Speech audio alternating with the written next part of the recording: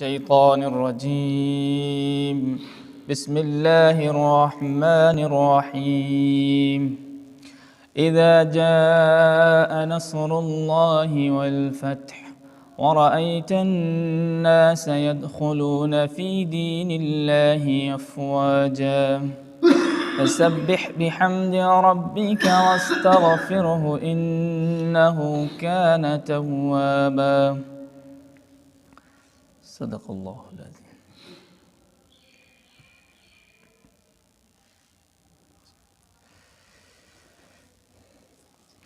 یہ سورہ نصر ہے۔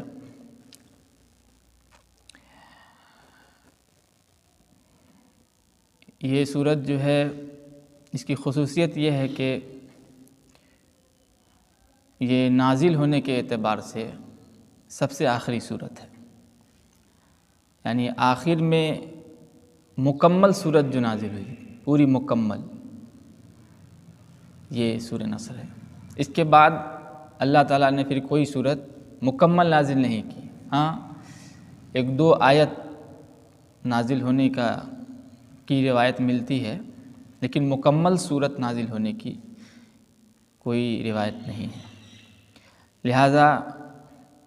آخری سورت کے اعتبار سے اس سورت کی فضیلت ہے کہ نبی صلی اللہ علیہ وسلم کی حیات طیبہ میں یہ بالکل آخری سورت ہے جو نازل ہوئی تھی۔ اور اس سے پہلے جو سورت کا ترجمہ اور تفسیر بیان کیا گیا تھا، اس میں کافروں کے حرکت سے، ان کے اعمال سے مکمل بیزاری کا اعلان کیا گیا تھا، یعنی وہ جو شرک کرتے تھے، بتوں کو پوجتے تھے اور شرک کے وہ تمام راستے جن کو وہ اپنائے ہوئے تھے ان سے مکمل برات۔ جو ایمان لا چکے ہیں، جو مومن ہو چکے ہیں، جو اللہ اور اس کے رسول کو ماننے والے ہیں، ان کو اللہ تبارک و تعالی نے اس سے پہلے کی صورت میں یہ اعلان کرنے کا حکم دیا کہ کہہ دو کہ تم جس کی عبادت کرتے ہو ہم اس کی عبادت نہیں کر سکتے۔ اس صورت کے اندر میں نبی صلی اللہ علیہ وسلم کو بشارت دی گئی ہے، خوشخبری ہے کہ مکہ فتح ہوا تھا، اس کے بارے میں ہم آپ سب جانتے ہیں۔ اس صورت کا ترجمہ جب ہم پڑھتے ہیں تو بات اور واضح ہو جاتی ہے۔ اللہ نے فرمایا کہ اذا جاء نصر اللہ والفتح، جب اللہ کی مدد اور فتح آ جائے، وَرَأَيْتَ النَّاسَ يَدْخُلُونَ فِي دِينِ اللَّهِ أَفْوَاجًا، اور تم لوگوں کو دیکھ لو کہ فوج در فوج اللہ کے دین میں داخل ہو رہے ہیں۔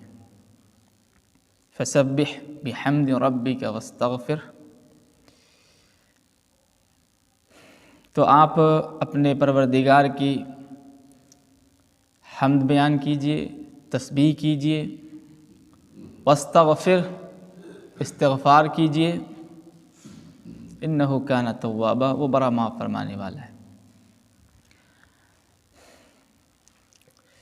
یہ سورت جو ہے غالباً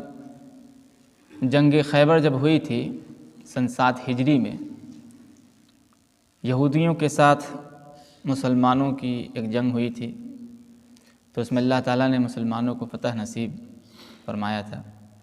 اور خیبر کا علاقہ جو ہے یہودیوں سے مسلمانوں نے، مومنوں نے حاصل کیا تھا۔ اس وقت اللہ تبارک و تعالیٰ نے اپنے بندوں کی مدد فرمائی تھی۔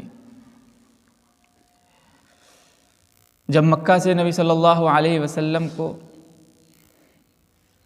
کافروں نے، مشرکوں نے دعوت و تبلیغ کرنے کے نتیجے میں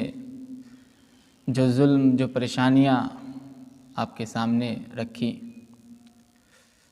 تو اللہ تعالیٰ کا حکم ہوا کہ آپ ہجرت کر جائیں، تو آپ صلی اللہ علیہ وسلم پھر مدینہ چلے گئے۔ لیکن جب آپ مدینہ سے لوٹے تو بالکل فاتح بن کے لوٹے، یعنی آپ نے وہاں صحابہ کرام کی وہ تربیت کی کہ آپ وہاں سے جوق در جوق صحابہ کرام کی ایک ٹولی لے کر کے نکلے، جس کی ہیبت کو دیکھ کر کے کفار اور مشرکین جو ہے وہ گھبرا گئے۔ آپ دیکھیں گے کہ لوگ فوج در فوج دین میں داخل ہو رہے ہیں۔ کیا مطلب اس کا؟ مطلب یہ کہ بہت سارے ایسے قبائل تھے اس زمانے میں، رسول اللہ صلی اللہ علیہ وسلم زمانے میں، جو نبی صلی اللہ علیہ وسلم کی معجزات کو سمجھتے تھے، آپ کے معجزات کا انکار نہیں کرتے تھے، اس کو مانتے تھے۔ لیکن اس وقت چونکہ قریش ہی ایک بہت ہی عظیم قبیلہ تھا، عظیم اس کا ایک مرتبہ تھا، ایک رتبہ تھا، اور اسی قبیلے کا سردار ابو لہب، ابو جہل اور اس طرح کے متکبرین سردار بھی تھے۔ ان کے ڈر سے جو چھوٹے موٹے قبائل کے لوگ تھے، جنہوں نے نبی صلی اللہ علیہ وسلم کی نبوت کو تسلیم بھی کیا تھا، کر لیا تھا، دل سے مانتے بھی تھے، اور آپ صلی اللہ علیہ وسلم کی معجزات کو سمجھ گئے تھے کہ یہ کوئی معمولی بندہ نہیں ہے، یہ ضرور اللہ کا نبی ہے، لیکن اپنے ایمان کا مظاہرہ آپ صلی اللہ علیہ وسلم کی جماعت میں شامل ہو جانا اعلانیہ طور سے وہ نہیں کر پا رہے تھے۔ ڈرتے تھے کہ اگر محمد کی جماعت سے اگر ہم جڑ گئے تو پھر میرا برا حال ہوگا، مکہ کے متکبرین سردار پتہ نہیں میرے ساتھ کیا کریں گے۔ لیکن جب مکہ فتح ہوا، آپ صلی اللہ علیہ وسلم مدینہ سے فاتح بن کے لوٹے، مکہ آئے، جب ان لوگوں نے دیکھ لیا کہ اب مکہ فتح ہو گیا، نبی صلی اللہ علیہ وسلم غالب آ گئے ہیں کافروں پر، مشرکوں پر، آپ کے پاس طاقت آ گئی ہے، قوت آ گئی ہے، اور جس مشن کے لیے آپ صلی اللہ علیہ وسلم مبعوث کیے گئے تھے، اس مشن کی اب تکمیل ہونے جا رہی ہے، ریاست قائم ہونے والی ہے، اسلامی خلافت قائم ہونے والی ہے۔ جب ساری چیزوں کا تجزیہ ان چھوٹے قبائل کے لوگوں نے کر لیا تو سب اپنے اپنے لوگوں کے ساتھ آپ صلی اللہ علیہ وسلم کی جماعت میں شامل ہونا شروع ہو گئے۔ تو اسی کا ذکر ہے کہ آپ لوگوں کو دیکھو گے کہ فوج در فوج وہ آپ کے جماعت میں شامل ہوں گے، اور تاریخ میں آتا ہے کہ بالکل سارے قبائل کے لوگ اپنے تمام وسائل کے ساتھ آپ صلی اللہ علیہ وسلم کی جماعت میں شامل ہو گئے، فوج در فوج۔ اسی طریقے سے آگے اللہ کے رسول صلی اللہ علیہ وسلم نے کی تعلیمات یہ بھی تھی کہ وہ متکبرین سردار جنہوں نے آپ صلی اللہ علیہ وسلم کے صحابہ کو، صحابیات کو، خود آپ صلی اللہ علیہ وسلم کو ستانے کا ایسا کوئی بھی راستہ نہیں تھا جنہوں نے چھوڑا، ہر راستے کو انہوں نے اپنایا تھا، اور ظلم و ستم کا ایسا کوئی راستہ نہیں تھا جس کو انہوں نے اختیار نہیں کیا تھا، ہر پہاڑ توڑ ڈالے تھے ان لوگوں نے۔ ایسے لوگ بھی وہاں موجود تھے اس بھیڑ میں۔ تو نبی صلی اللہ علیہ وسلم نے فرمایا لا تثریب علیکم اليوم انتم الطلقاء، تم لوگوں کے لیے بھی امن ہے، تم لوگوں کے لیے بھی امن ہے، آج کسی کو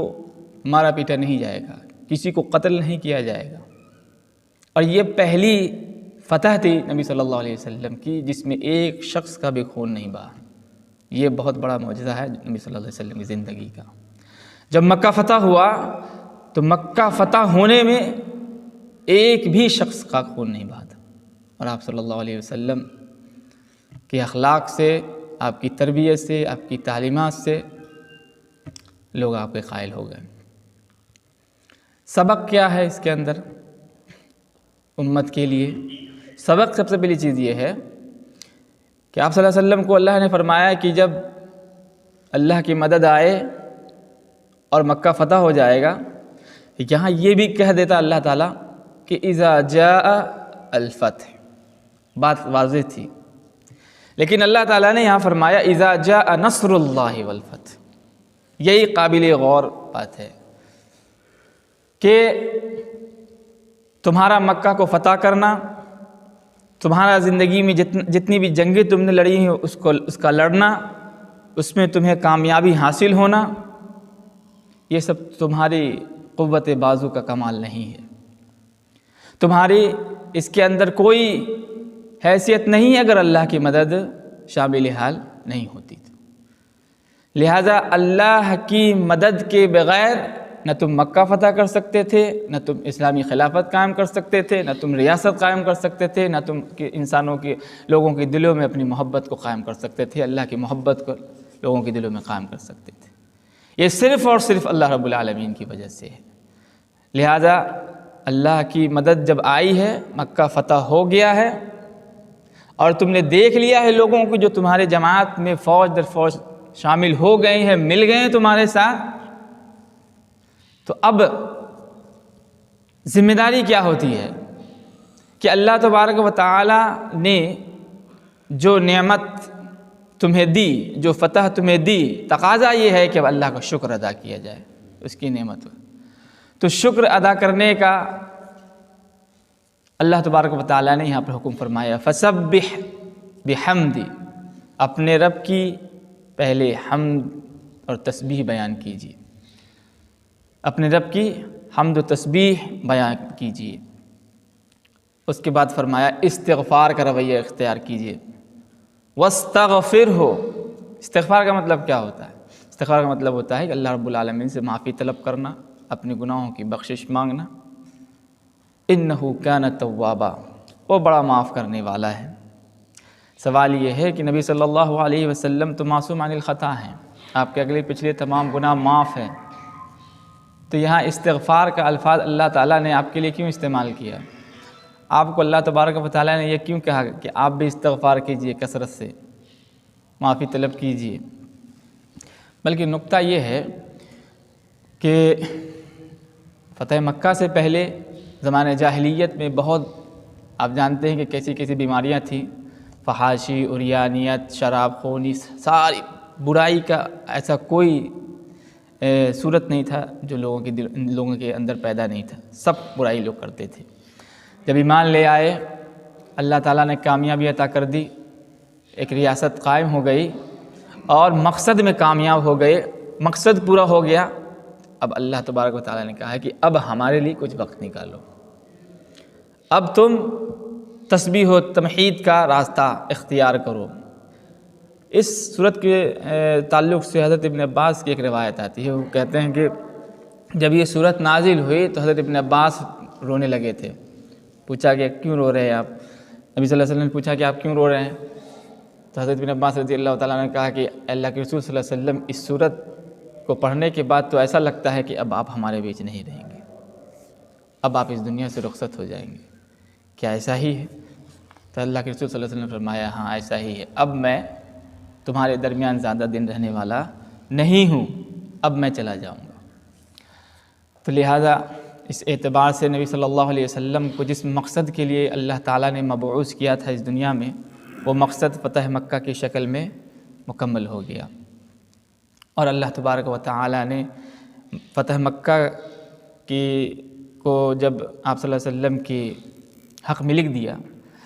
تو وہاں اللہ تعالیٰ نے امت کو یہ تعلیم دی کہ اب آپ کے ماننے والے جو لوگ آئیں گے آگے، ان کی زندگی کا یہ رویہ ہونا چاہیے کہ ان کی زندگی میں تسبیح، تمحید اور استغفار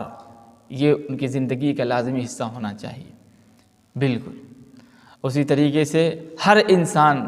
جو بھی کام کرتا ہو، چاہے وہ عالم ہو، فاضل ہو، محدث ہو، مفکر ہو، کوئی بھی ہو، وہ اپنے علم پر، اپنے فقہ پر، اپنے ٹیلنٹ پر غرور اور تکبر کا رویہ اختیار نہ کرے۔ کیوں؟ اس لیے کہ اگر تم عالم ہو، تم فاضل ہو، تمہیں اللہ نے علم عطا کیا ہے تو اس میں تمہارا کوئی کمال نہیں ہے، نصر من اللہ، مدد اللہ کی ہے تمہارے ساتھ، اس لیے تم اس مقام پر آج پہنچے ہو۔ تمہارے اندر کبری اور گھمنڈ یہ سب چیز نہیں آنا چاہیے۔ اگر یہ چیزیں آئیں تو پھر تم ناکام ہو جاؤ گے، شرک میں مبتلا ہو جاؤ گے۔ یہ مختصر سی تفسیر ہے اس صورت کی، اور بھی بحثیں ہیں اس صورت کے تعلق سے، لغوی، صرفی، نحوی، علمی باتیں ہیں جو یہاں پر کہنا مناسب نہیں ہے، آپ لوگوں کو سمجھ بھی نہیں آئے گی۔ یہ وہ لوگ جو عربی زبان سے تعلق رکھتے ہیں، جو عربی زبان کے ادب سے، اس کے نحو و صرف سے اور قرآن مجید کے دقیق سے دقیق مسائل سے واقفیت رکھتے ہیں، ان کو سمجھ میں آئے گی بات۔ کچھ اور نقطہ تھا بیان کرنے کے، لیکن میں دیکھ رہا ہوں کہ اگر میں اس کو یہاں پر بیان کروں گا تو آپ نہیں سمجھ پائیں گے،